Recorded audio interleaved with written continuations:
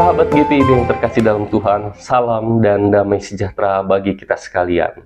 Kembali lagi kita berjumpa dengan penuh sukacita dan penuh damai sejahtera dalam program Morning Call GPIB yang selalu setia menyajikan berbagai layanan firman Tuhan dengan berbagai macam perenungan, dengan berbagai macam kekuatan dan motivasi yang ada di dalamnya. Kita bersyukur terutama untuk di pagi hari ini, kehidupan masih Tuhan anugerahkan kepada kita sekalian. Itu berarti ada hal yang harus kita lakukan dalam kehidupan kita dan ada juga yang ingin Tuhan tunjukkan dalam kehidupan kita sekalian. Mari kita bersatu dalam doa untuk kita bersama memulai renungan di pagi hari ini, Morning Call GPIB. Mari kita bersatu dalam doa. Tuhan Yesus, terpujilah Engkau, dimuliakanlah namamu. Saat ini kami semua berdoa di hadapan Tuhan. Pagi hari ini kami mengucap syukur karena banyaknya berkat yang Tuhan anugerahkan kepada kami sampai saat ini. Kami bersyukur ya Tuhan, karena Tuhan begitu baik pada kami, Tuhan berkenan atas kehidupan kami, bahkan Tuhan mengizinkan kami menikmati banyak hal juga dalam keseharian kami. Saat ini kami semua akan merenungkan firman Tuhan yang akan kami baca bersama-sama dan kami renungkan bersama-sama. Berfirmanlah atas kami semua ya Tuhan, karena kami selalu membutuhkan firman-Mu. Hanya dalam nama Tuhan Yesus kami berdoa dan mengucap syukur. Amin.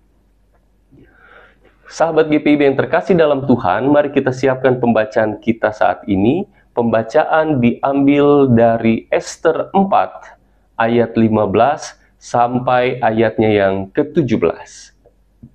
Ester keempat ayat 15 sampai ayatnya yang ke-17 yang menyatakan demikian. Lalu Ester menyampaikan jawaban ini kepada Mordekai. Pergilah, kumpulkan semua orang Yahudi yang ada di Susan dan berpuasalah untuk aku. Jangan makan dan minum selama 3 hari, siang dan malam. Aku serta dayang-dayangku pun akan berpuasa demikian. Kemudian aku akan masuk menghadap raja, meskipun berlawanan dengan undang-undang. Kalau aku harus mati, biarlah aku mati. Mordekai lalu pergi dan melakukan sama seperti yang dipesan Ester kepadanya. Demikianlah pembacaan Alkitab. Terpujilah Tuhan Yesus Kristus. Para sahabat GPIB yang terkasih dalam Tuhan Yesus Kristus, kita dalam kehidupan tentu pernah mengalami hal-hal yang sulit. Tentu kita pun ketika menjalani kehidupan kita, sering kita dipertemukan dengan hal-hal yang dilematis. Dan saat ini, apa yang dipertemukan dan apa yang dihadapi oleh Ester ini, bersama Mordekai ini, adalah situasi yang sangat dilematis buat kehidupannya, karena hampir tidak ada pilihan lain selain mempertaruhkan nyawanya.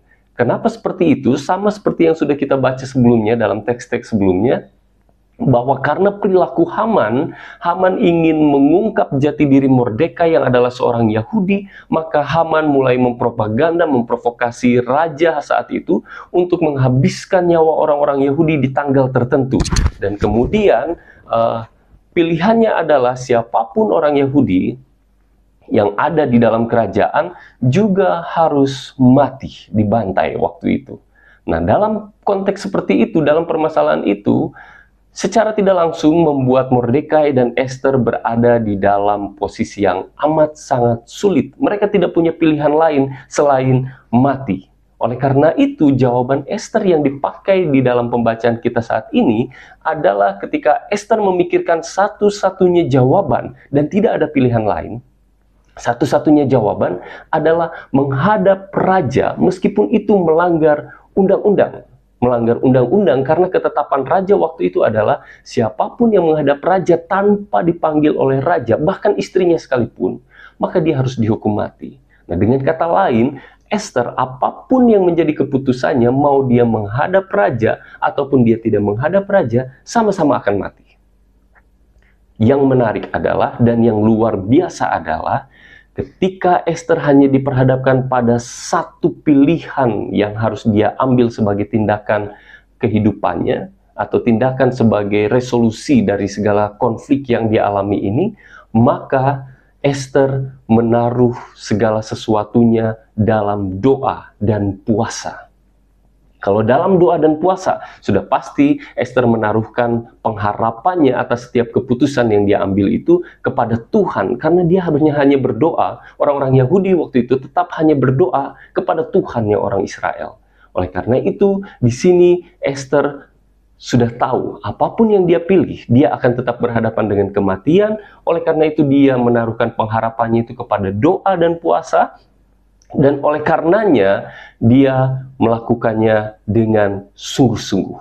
3 hari berpuasa dan berdoa, bahkan tidak makan dan tidak minum. Bisa dibayangkan logika kita adalah bahwa ketika orang berpuasa tidak makan, tidak minum 3 hari, dia juga akan berhadapan dengan kematian. Dengan kata lain, Esther dan Mordekai memang hanya diperhadapkan dengan kematian sebelum dia mengambil keputusan untuk menghadap kepada raja. Dan segala sesuatunya, sekali lagi saya ulangi, mendasari segala sesuatu yang menjadi tindakan Esther adalah doa dan puasa. Disitulah dia menaruh pengharapannya kepada Tuhan. Sahabat GPIB yang terkasih dalam Tuhan, dalam kehidupan kita pun pernah terjebak dalam kondisi dan situasi-situasi sulit, terutama sama seperti misalnya ada sosok-sosok seperti Haman yang ada di dalam kehidupan kita, di mana ada orang-orang yang ingin menjatuhkan kita supaya mereka bisa naik. Ada orang-orang yang ingin harus menginjak kita supaya mereka bisa melangkah lebih tinggi lagi. Bahkan mungkin ada sikut kanan, sikut kiri, hanya seperti supaya orang-orang mendapatkan tercapai kepentingannya. Kita berhadapan dengan orang-orang seperti itu. Bahkan beberapa minggu ini kita pun diperhadapkan dengan nuansa politis pemilihan kepala daerah pilkada yang kemarin baru selesai. Saudara-saudaraku yang terkasih dalam Tuhan, hal-hal seperti itu kan juga terjadi dalam kehidupan kita.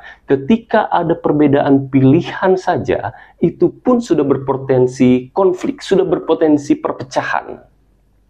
Tapi bagaimana kita menghadapi atau menyikapi itu dengan hikmat dan kebijaksanaan, maka buatlah perbedaan itu menjadi sehat, buatlah perbedaan itu menjadi positif, bahkan punya semangat pluralis di dalamnya. Supaya apa? Supaya tidak terjadi sikut menyikut, habis itu tadinya kawan sekarang menjadi lawan, tadinya saudara sekarang tidak baku bicara. Nah itu, macam-macam seperti itu. Posisi-posisi kita diperhadapkan juga kepada pilihan-pilihan yang sulit. Tapi sama seperti Esther, menaruh segala sesuatunya di dalam doa dan pengharapan, maka kehidupan kita dalam posisi tersulit apapun, percayalah, ada solusi yang Tuhan siapkan bagi kita. Kalau kita mau dengan sungguh menaruh pengharapan kepada Tuhan kita, yang kita sebut di dalam nama Tuhan Yesus Kristus. Karena dialah sumber segala fakta, fakta yang bahkan belum kita ketahui di masa depan, tapi Tuhan siapkan untuk kita, tergantung bagaimana cara kita menyikapi keadaan demi keadaan. Apakah kita akan menjadi sama dengan dunia, melarikan diri, ataupun kita berkhianat kepada Tuhan, atau kita mungkin menyangkal Tuhan. Tapi justru dalam pembacaan kita, Esther menaruh pengharapannya kepada Tuhan dalam doa dan puasa. Tetaplah menciptakan semangat persaudaraan yang terbaik.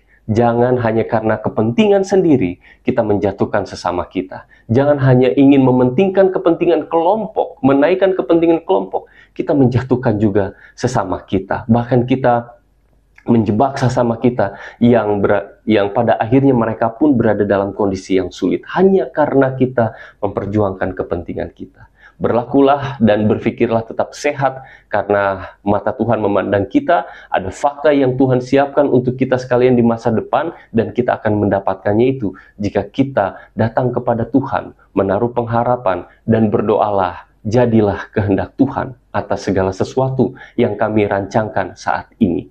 Apapun kondisi situasi dilematis yang kita hadapi dalam kehidupan, percayalah Tuhan tidak meninggalkan kita. Selamat beraktivitas, selamat menjadi saksi, selamat menjadi berkat untuk firman Tuhan yang kita renungkan di pagi hari ini. Tuhan Yesus memberkati kita sekalian. Semangat menjaga persaudaraan, masa pilkada telah usai, dan jagalah kembali kerukunan, keharmonisan, bahkan semangat persaudaraan satu dengan yang lainnya dalam kehidupan di ruang publik. Tuhan Yesus memberkati. Amin. Mari kita bersatu di dalam doa. Kita berdoa. Terpujilah Engkau, dimuliakanlah nama-Mu ya Tuhan. Kami sungguh bersyukur di saat ini kami semua diberkati dengan kisah Esther dan Mordekai, di mana ketika mereka dalam kondisi dilematis sekalipun, tetap berpikir tenang, tetap berpikir untuk tetap menaruh pengharapannya kepada Tuhan dalam doa dan puasa. Itu pun adalah satu teladan yang harus kami lakukan dalam kehidupan kami, supaya ketika kami pun dalam kondisi sulit sekalipun, kami tidak pernah mengabaikan Tuhan, kami tidak pernah mengkhianati Tuhan, ataupun kami tidak pernah meninggalkan Tuhan. Tuhan, mampukan kami untuk tetap menaruh pengharapan di dalam Tuhan, karena kami percaya rancangan Tuhan adalah rancangan yang menghadirkan damai sejahtera bagi kami sekalian.